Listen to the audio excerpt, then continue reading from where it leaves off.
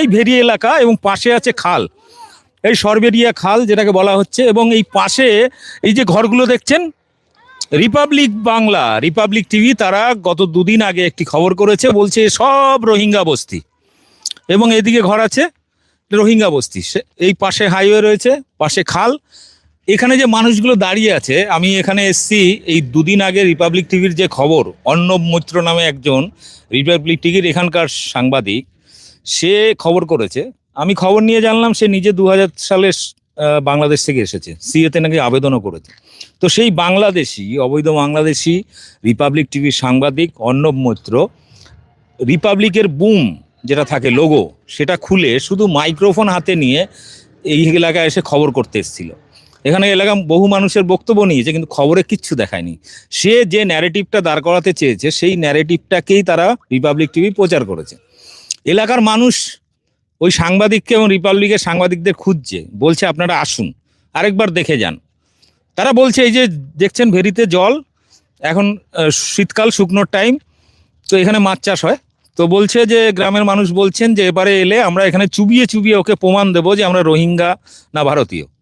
এখানে যারা রয়েছেন প্রত্যেকের গ্রাম, আপনারা দেখতে পাচ্ছেন পেছনে যে গ্রামটা রয়েছে ওই ভেরির ওপাশটায়, ওই গ্রামেই কিন্তু বেশিরভাগ মানুষের বাড়ি ওখানে, এবং কাজের জন্য কেউ ইটভাটায় কাজ করেন, কেউ ভেরিতে মৎস্য চাষ করেন।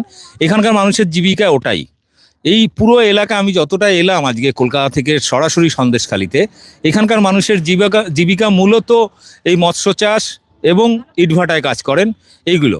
তো আমার সঙ্গে এখানে গ্রামের যারা মানুষ রয়েছেন, আমি আসবো বলে খবর দিয়েছিলাম, ওরা এমন একটা সময় এসেছিল রিপাবলিক টিভি, তারা এসে এখানে বন্ধ ঘর, যেমন ধরুন এই ঘরটাও দেখিয়েছে ওরা, এখানে পোলট্রি মুরগি চাষ হয়, ঠিক আছে।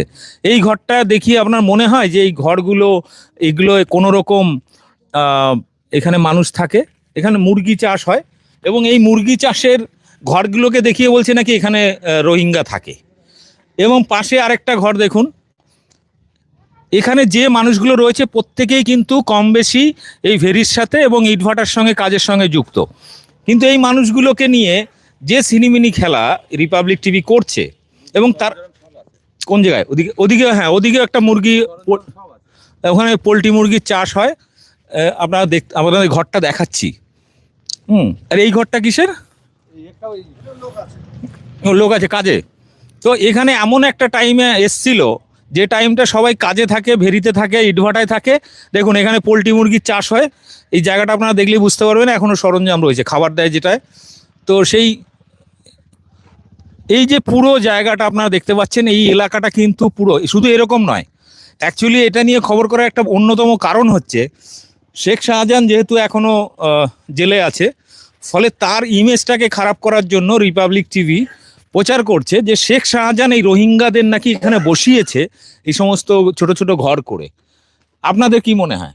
আমরা এখন দেখে নেব যে এলাকার মানুষের কত পুরনো ভোটার কার্ড আছে, জমির দলিল আছে, আধার কার্ড আছে। তারা, আমি তাদের সমস্ত সবাইকে বলেছি যে আপনাদের কাগজপত্রগুলো নিয়ে আসবেন, এবং এদের হিয়ারিংও হয়ে গেছে অনেকের, আবার অনেকের হিয়ারিংয়ের ডেট রয়েছে।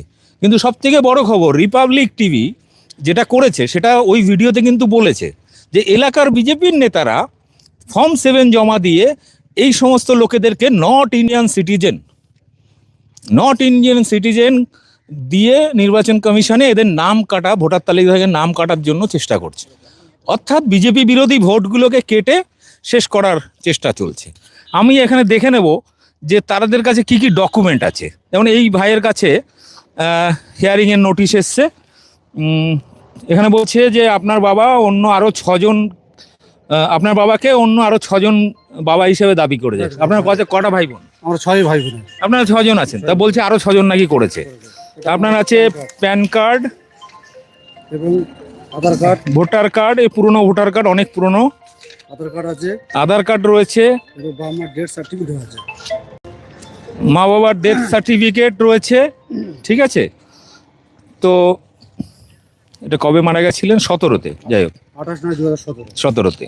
তো এখানে সব কিছু আছে। এখানে আরও বহু মানুষ রয়েছেন, তাদের এই যে পুরনো ভোটার কার্ড আপনি দেখলে বুঝতে পারবেন, ঠিক আছে। কি জানো, সাইফুদ্দিন মীর। তো এই যে মেঘখালীর দ্বিতীয় অংশ, মেঘখালী বলতে ওই সামনে গ্রামটা। তা আপনারা এখানে থাকেন কেন?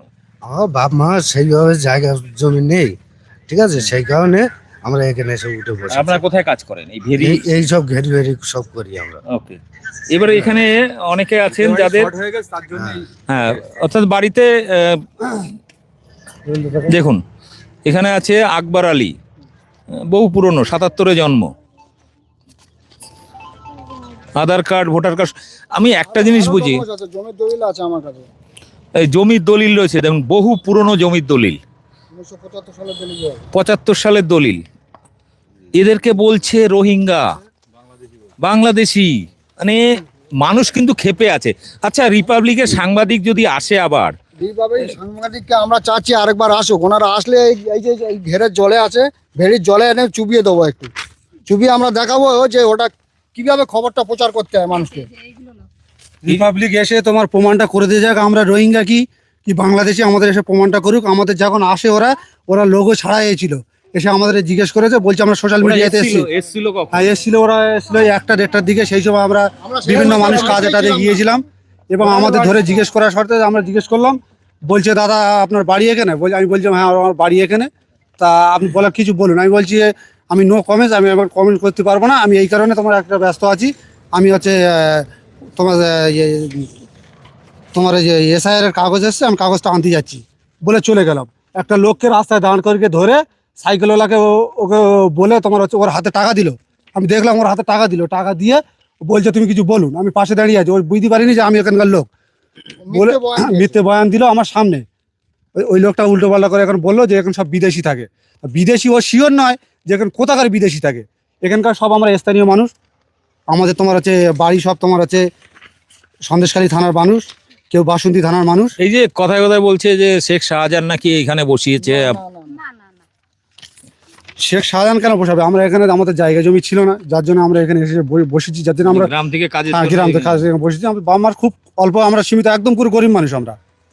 হ্যাঁ, আপনাদের একটা জিনিস আমি বলে দিই, এর আগে যখন নিউ টাউন এবং সল্টলেকে সেন্ট্রাল পার্কে যেখানে যেখানে রোহিঙ্গা বস্তি খালি হয়ে গেছে, একটা জিনিস খেয়াল করবেন, রিপাবলিক টিভি কিন্তু বারবার এমন সময় যায় দুপুরবেলা 1টা-1:30টা নাগাদ, যখন কাজের জন্য পুরুষরা বাইরে থাকে বা মহিলারাও কাজে চলে যায়, সেই ফাঁকা ঘরগুলো দেখিয়ে তারা বোঝানোর চেষ্টা করে যে সব রোহিঙ্গা এসআইআর শুরু হতে পালিয়ে গেছে, নাম কেটে গেছে, পালিয়ে গেছে। আপনাদের দেখাবো, এদিকে আসুন।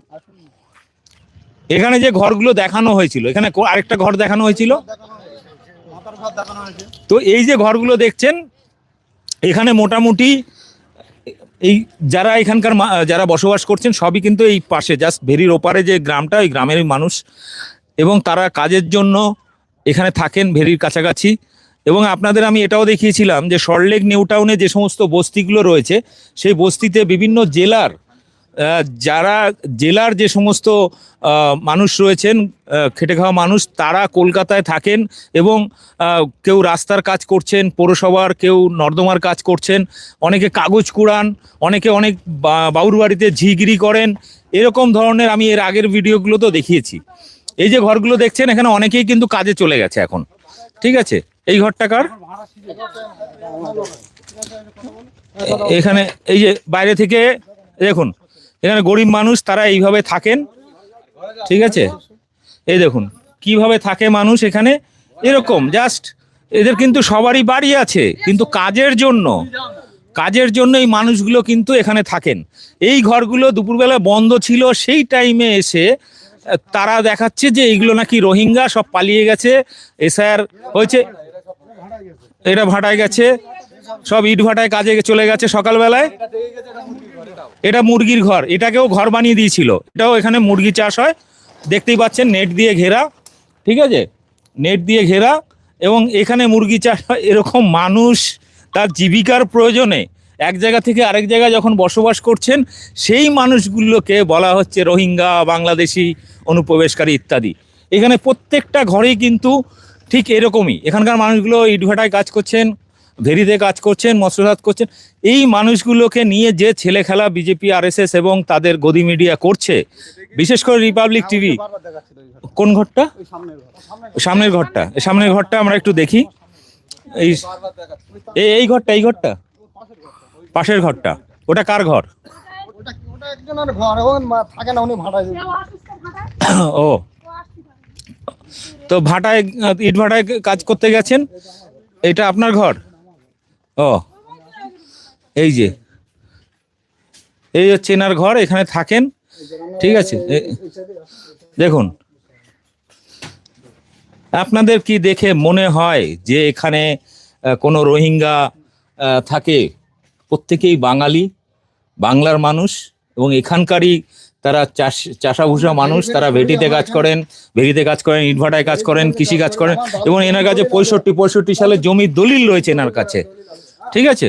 65 সালের জমির দলিল রয়েছে। তারপরে এই মানুষগুলোকে এই রিপাবলিক টিভি নোংরামি করে, মিথ্যা প্রচার করে বাংলার মানুষকে একটা মানে মিথ্যা বার্তা দিয়ে একটা রাজনৈতিক চক্রান্ত চালিয়ে যাচ্ছে, এবং ভোট কাটার একটা অজুহাত, সেটাকে জাস্টিফাই করার চেষ্টা করছেন।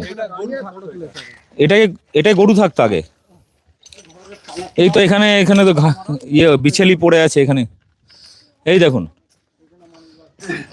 এখানে গরু থাকে, এখানে ধুলো বালি সব কিছু আছে, ঠিক আছে। এখানে কেউ বাসও করে না, ধুলো বালি সব ছড়িয়ে ছিটে আছে, কোনো ওয়ে নেই, অস্তিত্ব নেই। ঠিক আছে, তো এই সমস্ত জায়গা দেখিয়ে এখানে কিন্তু প্রত্যেকটা ঘরের লোক রয়েছে, এবং তারা এখানে যারা রয়েছেন প্রত্যেকের ঘর রয়েছে, এবং এই ঘরগুলোর প্রত্যেকে কিন্তু কাজে ব্যস্ত। আজকে আমরা আসবো বলে অনেকেই কিন্তু কাজ ছেড়ে চলে এসেছেন এই বিষয়টা সামনে তুলে ধরার জন্য। বেরি থেকে চলে এসে আমি দেখানোর জন্য কাগজপত্র যে আজকে ওনারা এসছেন, আমি এটা দেখাবো। জমির দলিল আছে আমার, সব কিছু ডকুমেন্টস আছে, আরও ডকুমেন্টস আছে আমার কাছে। সব থেকে বড় কথা, আমরা ইন্ডিয়ান সিটিজেন হয়ে আমাদের রোহিঙ্গা বানিয়ে দিচ্ছে। সব থেকে বড় দুঃখের কথা, এর থেকে দুঃখের কথা আর কোনোটা হয় না। আমরা ইন্ডিয়ান হয়ে আমরা আজকে আমাদের তকমা লাগিয়ে দিচ্ছে আমরা রোহিঙ্গা। যার জন্য বলছি যে বিজেপির যেসব দালালরা বলেছে তারা এসে এখানে ভেরিফাই করে যাক আমরা এখানে রোহিঙ্গা আছে কি। আর শুভেন্দু অধিকারী যে বলতে যাচ্ছে 1.5 কোটি 2 কোটি যে মুসলমানের নাম কেটে দেবো, সেই তার চক্রান্ত এইটা করা হচ্ছে। আমার মনে হচ্ছে, এটা আমার মন বলছে, তার চক্রান্ত এটা করা হচ্ছে একদম। তো দর্শক, আপনাদেরকে আমি একটা জিনিস বলি, এর আগে যতগুলো জায়গায় বিজেপি এই দালাল, বিজেপি RSS এর দালাল চ্যানেল, রিপাবলিক টিভি, সে নিউ টাউন হোক, সল্টলেক হোক, বা অন্য গ্রামগঞ্জে, এবং রিসেন্ট হাওড়াতেও সেম কেস করে এসছে, এলাকার মানুষ কিন্তু খুঁজছে আপনাদেরকে মিষ্টি খাওয়ানোর জন্য ডাকছে রিপাবলিক বাংলাকে। আর এই অর্ণব মৈত্র বলে যে একটা ভ্যাইস নাকি যেন মহিষ এখানে খবর করতে এসেছিল, তাকে তো স্পেশালি এখানকার মানুষ বলেছে বিরিয়ানি খাওয়াবে, মিথুনের বা মাছের যাই হতে পারে, তো তাদেরকে আসতে বলেছে। তো আমি অর্ণবকে অনুরোধ করবো, ভাই একবার একটু ঘুরে যাও, এদের কাগজপত্রগুলো দেখে যাও। তোমরা যখন খবর করতে আসো, এলাকার মানুষের কাগজ দেখো না কেন? আমি যে কটা বস্তিতে খবর করেছি এর আগে, এই একই ধরনের ন্যারেটিভ তোমরা যে নোংরামিটা করেছো ভাই, প্রত্যেকটা জায়গায় কিন্তু আমি কাগজ গিয়ে খুঁজে বের করেছি। এবং আমার মনে আছে নিউ টাউনে একটা জায়গায় পাড়ায় ঢুকেছিলাম, ঘুনি বস্তি, যেটাকে বাংলাদেশি বস্তি হিসেবে খাড়া করেছিল, সেই বস্তিতে গিয়ে দেখিয়েছিলাম 1932 সালের জমির দলিল দেখিয়েছিলাম।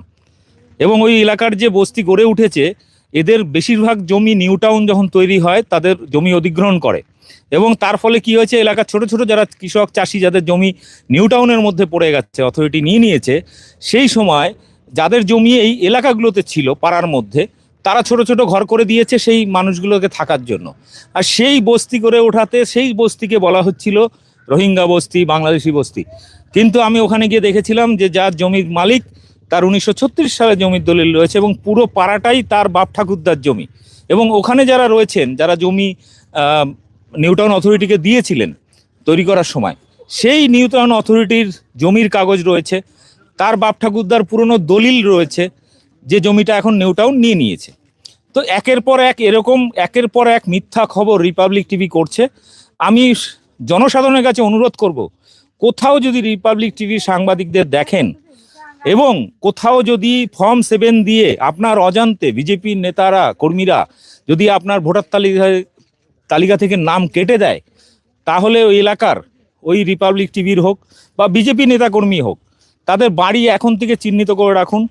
এবং 14 তারিখের পর যদি দেখা যায় যে আপনার হিয়ারিং হয়ে গেছে, সব কিছু মিটে গেছে, আপনার এসআর তালিকায় নাম রয়েছে, সব কিছু হয়ে গেছে, তারপরেও যদি দেখা যায় ফাইনাল লিস্টে আপনার নামটা কোন অজানা কারণে নামটা কেটে দেওয়া হয়েছে, তাহলে আপনার এলাকার বিজেপির নেতা কর্মী কিংবা এই রিপাবলিকের মতো এই দালাল চ্যানেলের প্রতিনিধি যারা থাকবে বা সাংবাদিক যদি পান, তাদেরকে মোটামুটি এখনই নজরে রাখুন। এবং 14 তারিখের পরে একটা ভয়ানক খেলা হবে, কারণ বাংলার মানুষ কিন্তু অলরেডি ক্ষেপে আছে। কারণ আপনার ভোটাধিকার, আপনার নাগরিকত্ব কেড়ে নেওয়ার অধিকার কোনো সাংবাদিকের নেই, কোনো বিজেপি নেতার নেই। আপনার ভোটাধিকার, আপনার ভোটে কিন্তু নেতা মন্ত্রী হয়, এমএলএ এমপি হয়। তো তার মধ্যে যদি কোনো ভোটের কোনো পার্টির একজন রাজনৈতিক নেতাকর্মী আপনার যদি ভোটাধিকার কেড়ে নেয়, আপনার নাগরিকত্ব কেড়ে নেয়, তো আত্মরক্ষার জন্য এই ভেরিতে তাকে চোবানোর অধিকারও আপনার আছে। ফলে 14 তারিখটা খেয়াল রাখবেন। ফাইনাল যে এসআইআর তালিকা বেরোবে, সেখানে যদি আপনার জলজ্যান্ত একটা মানুষকে নট সিটিজেন বলে তা আপনার নামটা কেটে দেয়, এই নাম কাটার পরে আপনি কিন্তু পুরোপুরি এনআরসির কবলে পড়ে গেলেন। এবং তখন আপনার কিন্তু ভিটে মাটি সব বিক্রি করেও আপনার নাগরিকত্ব প্রমাণ করতে পারবেন না। আসামের অভিজ্ঞতায় আমরা দেখেছি, আসামে 12-14 লক্ষ শুধু হিন্দু বাঙালির নাম কেটেছে, তাদের ভোটার কার্ড আধার কার্ড সব বন্ধ 2016 থেকে এখনো পর্যন্ত প্রায় 10 বছর হয়ে গেছে। সেকেন্ড টার্মে যখন আসামে এনআরসি হয় 19 সালে, 19 থেকে এরকম 6 বছর হয়ে গেছে, এখনো পর্যন্ত সেই মানুষগুলোর হিন্দু বাঙালি আসামের 12-14 লক্ষ, তাদের কিন্তু এখনো না ভোটার কার্ড চালু হয়েছে না আধার কার্ড, এবং তারা ব্যাংক অ্যাকাউন্ট ফ্রিজ হয়ে গেছে, তাদের মোবাইল কানেকশন নিতে পারে না, কোনো অফিসে বা কোনো কিছু চাকরিতে অ্যাপ্লাই করতে পারে না। অর্থাৎ এমন একটা দেশে আমরা বসবাস করছি, এমন একটা সরকার এই মুহূর্তে কেন্দ্রে রয়েছে যারা নিজের দেশের নাগরিককে বিদেশি তকমা দিয়ে হয়রানি করে মারছে, তাদের নাগরিকত্ব কেড়ে নিচ্ছে, ভোটাধিকার কেড়ে নিচ্ছে। আমরা এরকম সরকার চাইনি। তো ফলে প্রত্যেকের নাগরিকত্ব, প্রত্যেকের ভোটাধিকার, এবং আপনি যে একটা মানুষ, আপনি যে এই দেশের নাগরিক, এই অধিকার যদি আপনাকে প্রতিষ্ঠিত করতে হয়, তাহলে আপনাকে কিন্তু রুখে দাঁড়াতে হবে। কারণ একটা 5 বছরের আপনার ভোটে নির্বাচিত সরকার আপনার ভোটাধিকার কেড়ে নেবে, এই ক্ষমতা কিন্তু কোনো সরকারকেই দেওয়া হয়নি।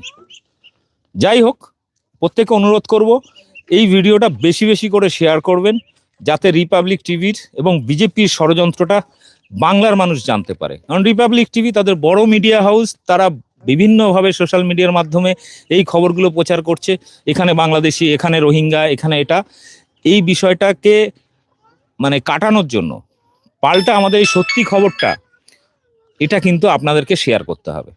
এই মুহূর্তে সন্দেশখালী থেকে এই একদম লাইভ ভিডিও আমি এই কারণেই করি, যাতে আপনি সরাসরি জানতে পারেন, কোনো এডিটেড নয়, এটা পুরো লাইভ করছি এই কারণেই, যাতে একদম সরাসরি মানুষের সঙ্গে কথা বলা যায়, এলাকাটা দেখানো যায়। ধন্যবাদ, ভালো থাকবেন, ভিডিওটি ব্যাপক শেয়ার করুন।